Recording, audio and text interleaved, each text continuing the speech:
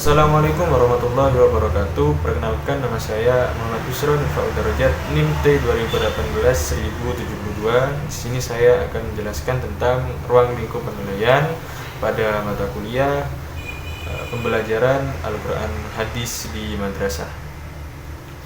Ruang lingkup penilaian dijelaskan pada Peraturan Menteri Pendidikan dan Kebudayaan tahun 2016 nomor 23 tentang standar penilaian, bahwa ruang lingkup penilaian itu dijelaskan pada bab 2 pasal 2, penilaian pendidikan pada pendidikan dasar dan pendidikan menengah, yaitu meliputi yang pertama, penilaian hasil belajar oleh pendidik, penilaian hasil belajar oleh satuan pendidik. Yang kedua yaitu penilaian hasil belajar oleh satuan pendidikan, dan yang ketiga yaitu penilaian hasil belajar oleh pemerintah.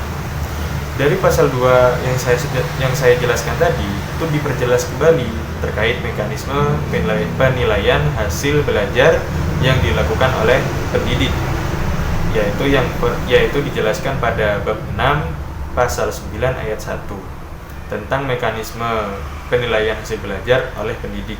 Yang pertama yaitu penilaian aspek sikap dilakukan melalui observasi atau pengamatan dan teknik penilaian lain yang relevan, dan pelaporannya menjadi tanggung jawab wali kelas dan juga guru kelas. Yang kedua yaitu penilaian aspek pengetahuan dilakukan melalui tes tertulis, tes lisan, dan penugasan sesuai dengan kompetensi yang dinilai. Dan yang ketiga yaitu penilaian keterampilan. Penilaian keterampilan ini dilakukan melalui praktik produk, proyek, portofolio, dan atau teknik lain yang sesuai dengan kompetensi yang dinilai. Adapun menurut Permendikbud nomor 66 tahun 2013, yaitu penilaian atau maksud saya ruang lingkup penilaiannya itu meliputi kompetensi sikap, pengetahuan, dan keterampilan yang dilakukan secara berimbang sehingga dapat digunakan untuk menentukan posisi relatif setiap peserta didik terhadap standar yang telah ditetapkan. Cakupan penilaian merujuk kepada ruang lingkup materi, kompetensi, mata pelajaran atau kompetensi muatan atau kompetensi program dan proses. Namun dalam Permendiknas nomor 20 tahun 2007 tidak disebutkan secara implisit ruang lingkup penilaian yang harus dilakukan oleh subjek penilaian. Baik, saya akan menjelaskan tentang ruang lingkup penilaian yang pertama, yaitu penilaian sikap. Penilaian sikap ialah penilaian terhadap perilaku peserta didik baik selama proses pembelajaran di kelas maupun di luar kelas, yang ditujukan untuk menumbuh kembangkan tingkah laku peserta didik. Penilaian ini meliputi dua aspek, yaitu yang pertama penilaian sikap spiritual dan yang kedua penilaian sikap sosial. Penilaian sikap spiritual adalah penilaian yang bertujuan untuk menumbuh kembangkan perilaku agamis peserta didik. Yang kedua yaitu penilaian sikap sosial, yaitu penilaian yang bertujuan untuk membentuk perilaku sosial peserta didik terhadap lingkungan sekitar. Baik, dari pengertian di atas dapat disimpulkan bahwa penilaian sikap adalah penilaian yang dilakukan untuk mengetahui sikap peserta didik terhadap mata pelajaran, kondisi pembelajaran dari pendidik, dan sebagainya. Dari pemaparan pengertian tentang penilaian sikap yang saya sebutkan tadi, dapat dipaparkan juga aspek sikap yang hendak diamati dan dinilai oleh pendidik atau guru dalam rangka menumbuh kembangkan sikap tersebut di dalam kehidupan di masyarakat. Aspek yang dimaksud itu adalah yang pertama yaitu tentang penilaian sikap spiritual, yaitu tentang menghargai dan menghayati ajaran agama yang dianut. Adapun dalam penilaian sikap sosial yaitu meliputi yang pertama jujur, yang kedua disiplin, yang ketiga tanggung jawab, yang keempat gotong royong, yang kelima kerjasama, yang keenam toleran, yang ketujuh damai, yang kedelapan yaitu santun, yang kesembilan responsif, dan yang kesepuluh yaitu percaya diri. Adapun teknik penilaian sikap bisa berupa yang pertama yaitu observasi, yang kedua penilaian diri, yang ketiga penilaian antar peserta didik, dan yang terakhir yaitu jurnal. Adapun observasi sikap spiritual yaitu untuk memperoleh gambaran dan pengetahuan serta pemahaman terhadap peserta didik. Yang pertama yaitu observasi partisipasi. Observasi ini lebih menekankan kepada keikutsertaan observer atau yang mengobservasi ke dalam objek yang diamati, sehingga ada kegiatan menelusuri secara mendalam objek yang hendak diteliti. Adapun observasi sistematik yaitu jenis observasi yang lebih mengedepankan kepada rancangan terstruktur terlebih dahulu terkait objek yang hendak diteliti, sehingga kegiatan observasi bisa dilakukan secara teratur. Adapun observasi eksperimental yaitu observasi yang memiliki karakteristik menimbulkan situasi secara sengaja sehingga muncul gejala-gejala tertentu.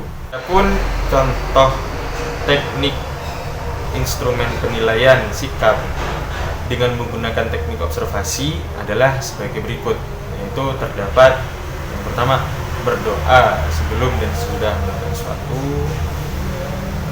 mengucapkan rasa syukur atas karunia Tuhan. Yang ketiga memberi salam sebelum dan sesudah melakukan sesuatu. Yang keempat mengungkapkan kekaguman secara lisan maupun tulisan terhadap Tuhan dan melihat kebesaran Tuhan. Yang terakhir yaitu merasakan keberadaan dan kebesaran Tuhan saat mempelajari ilmu pengetahuan. Yang kedua yaitu penilaian diri, yaitu meliputi sikap sosial atau kejujuran. Penilaian diri merupakan sebuah teknik penilaian di mana peserta didik diberikan kesempatan untuk menilai diri sendiri. Penilaian diri umumnya digunakan dalam penilaian afektif, tetapi juga dapat digunakan dalam penilaian kognitif dan psikomotor. Teknik ini penting untuk membangun kebiasaan peserta didik untuk melakukan refleksi diri. Hasil refleksi diri ini dapat selanjutnya dijadikan acuan bagi dirinya untuk memperbaiki proses belajarnya atau kebiasaannya dalam belajar. Bagi pendidik, penilaian diri bermanfaat untuk memberikan penguatan terhadap kemajuan proses belajar peserta didik. Adapun contoh instrumen penilaian diri adalah sebagai berikut, yaitu tentang mencontek pada saat mengerjakan ulangan, tentang menyalin karya orang lain tanpa menyebutkan sumbernya saat mengerjakan tugas, yaitu tentang melaporkan kepada orang yang berwenang saat menemukan barang. Yang keempat yaitu berani mengakui kesalahan jika berbuat salah, dan yang kelima yaitu mengerjakan soal ujian tanpa melihat jawaban orang lain. Nah, maksudnya di sini TP KD SRSL adalah TP itu untuk tidak pernah, KD yaitu kadang-kadang, bukan Krisdayanti ya. Terus yang SR yaitu sering, dan SL yaitu selalu. Yang ketiga yaitu penilaian antar peserta didik tentang sikap sosial dan juga disiplin. Suatu alat yang digunakan untuk mengukur hubungan sosial di dalam kelompoknya atau meneliti kesukaran seseorang terhadap teman-temannya, terhadap kelompok, baik dalam kegiatan belajar, bermain, bekerja, dengan kegiatan-kegiatan kelompok lainnya. Adapun contoh instrumen penilaian antar peserta didik yaitu sebagai berikut. Yang pertama, masuk kelas tepat waktu. Yang kedua, mengumpulkan tugas tepat waktu. Dan yang ketiga, memakai seragam sesuai tata tertib. Yang keempat, mengerjakan tugas yang diberikan. Dan terakhir yaitu yang kelima, tertib dalam mengikuti pembelajaran. Yang terakhir yaitu penilaian jurnal. Jurnal digunakan untuk mencatat sikap peserta didik yang diamati dari waktu ke waktu. Tentunya sulit untuk mencatat sikap dari semua peserta didik. Oleh karena itu, pencatatan ini hanya dilakukan terhadap satu atau perilaku yang di atas atau di bawah rata-rata dengan kata lain, sikap atau perilaku yang sangat baik atau sangat kurang baik. Untuk setiap perilaku yang dicatat perlu diikuti dengan tindak lanjut berupa apresiasi atau pujian bagi perilaku yang positif dan pembinaan bagi perilaku yang negatif. Adapun bentuk contoh teknik observasi, maksud saya teknik penilaian dari penilaian jurnal itu sebagai berikut. Untuk instrumen penilaian selanjutnya yaitu penilaian pengetahuan. Penilaian pengetahuan adalah penilaian pengetahuan atau penilaian kognitif. Penilaian ini yang sering kita lihat dan selalu digunakan oleh guru sesaat setelah pembelajaran usai atau di tengah maupun di akhir semester. Penilaian pengetahuan ialah penilaian yang dilakukan dan bertujuan untuk melihat sejauh mana tingkat pemahaman dan keterampilan berpikir peserta didik terhadap materi konsep dan prinsip-prinsip yang sudah dipelajari dalam waktu tertentu.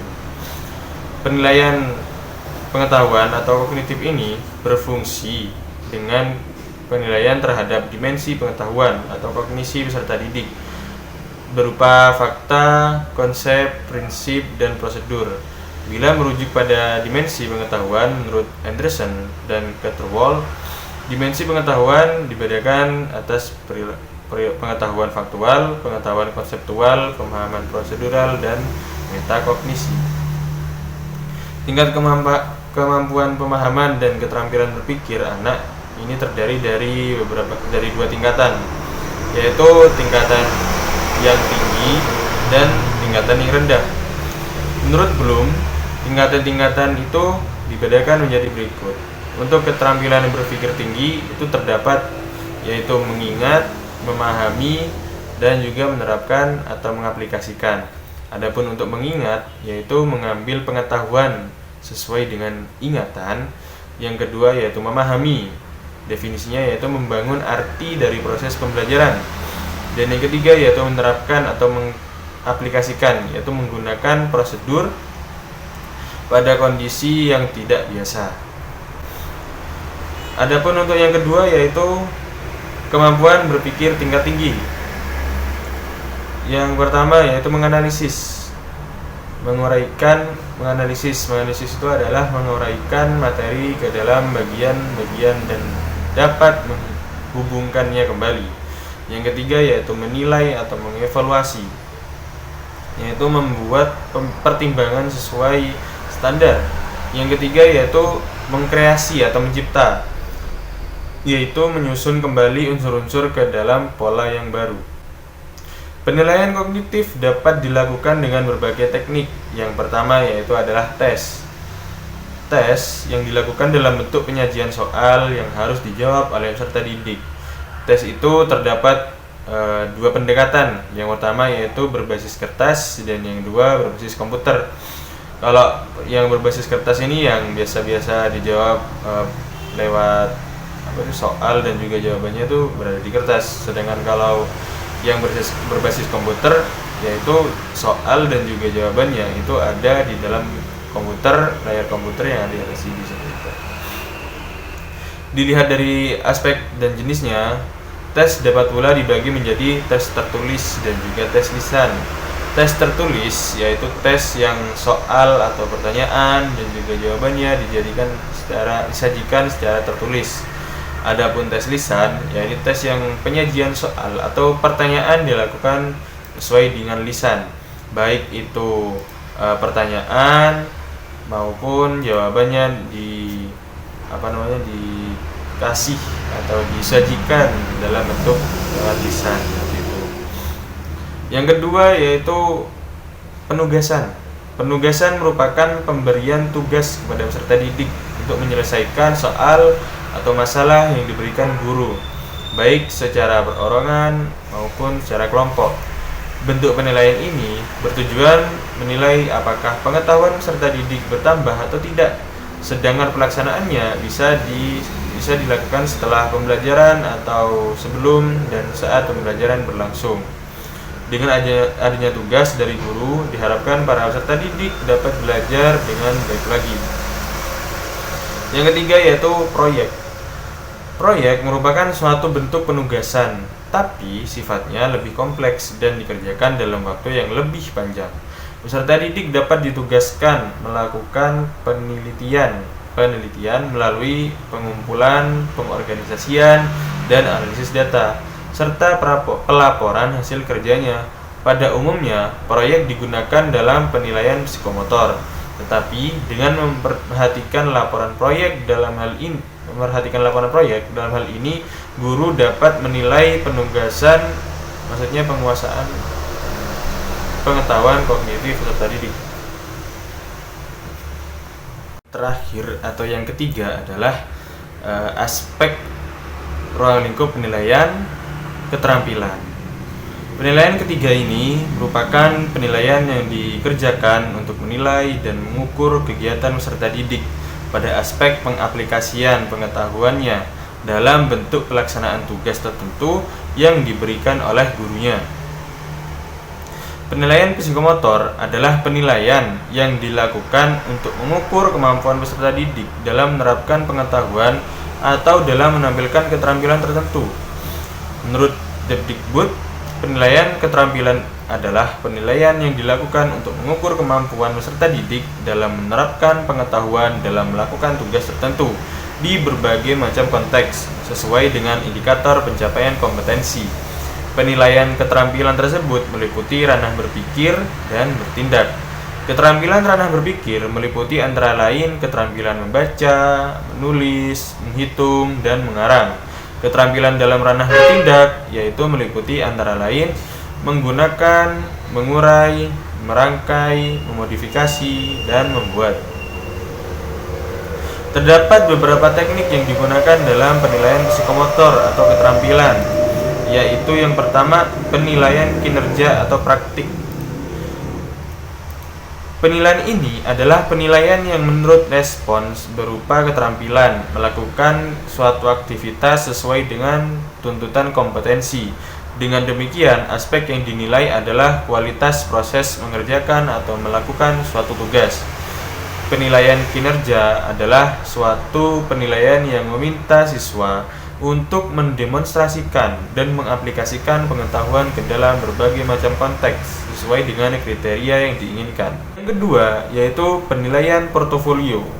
Portofolio adalah penilaian berkelanjutan berdasarkan kumpulan informasi yang bersifat reflektif, integratif yang menunjukkan perkembangan kemampuan peserta didik dalam satu periode tertentu.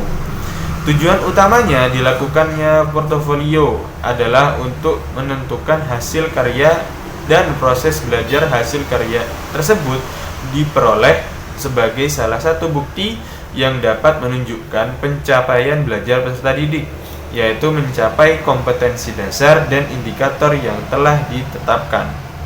Selain berfungsi sebagai tempat penyimpanan hasil bekerja atau hasil pekerjaan peserta didik, portofolio juga berfungsi untuk mengetahui perkembangan kompetensi peserta didik. Untuk contoh teknik penilaian portofolio adalah sebagai berikut. Jadi, kemampuan yang diamati oleh penilaian portofolio ini yaitu meliputi menulis ayat-ayat pendek, menulis ayat panjang, dan memberi harokat untuk mata pelajaran Kurdis atau Al-Quran Hadis. Yang ketiga yaitu penilaian produk.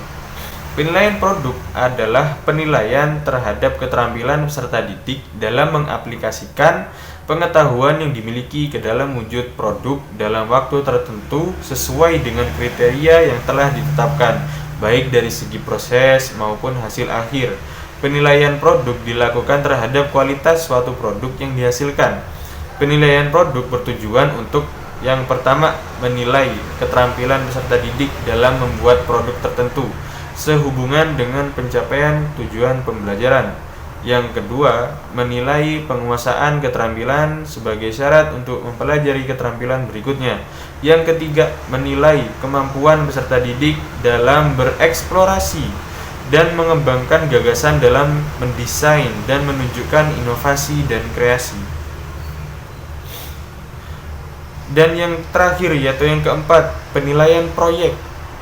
Proyek merupakan tugas kompleks didasarkan pada pertanyaan atau masalah yang menantang yang melibatkan peserta didik dalam merancang, pemecahan masalah, pembuatan keputusan, atau aktivitas investigasi, memberikan peserta didik kesempatan untuk bekerja secara otonom dalam waktu panjang dan puncaknya berupa produk realistik atau presentasi. Penilaian proyek digunakan untuk mengetahui pemahaman, kemampuan mengaplikasi, dan kemampuan menginformasikan suatu hal secara jelas. Pendidik menilai semua tahapan pelaksanaan proyek, mulai dari perencanaan, pengorganisasian tim, pelaksanaan, pelaporan, sampai dengan presentasi hasil proyek peserta didik. Penilaian proyek dalam pendidikan diartikan sebagai penilaian terhadap hasil atau proyek yang dikerjakan oleh peserta didik dalam waktu tertentu. Tujuannya tentu untuk menilai penguasaan pengetahuan peserta didik, kemampuan mengaplikasikan pengetahuan tersebut dalam bentuk proyek tertentu, kemampuan menyelidiki karena ini bagian dari proses pengerjaan tugas proyek, kemampuan menyampaikan informasi tentang proyek yang selesai mereka kerjakan. Itu saja yang dapat saya sampaikan. Apabila ada kesalahan kata, saya mohon maaf. Wassalamualaikum warahmatullahi wabarakatuh.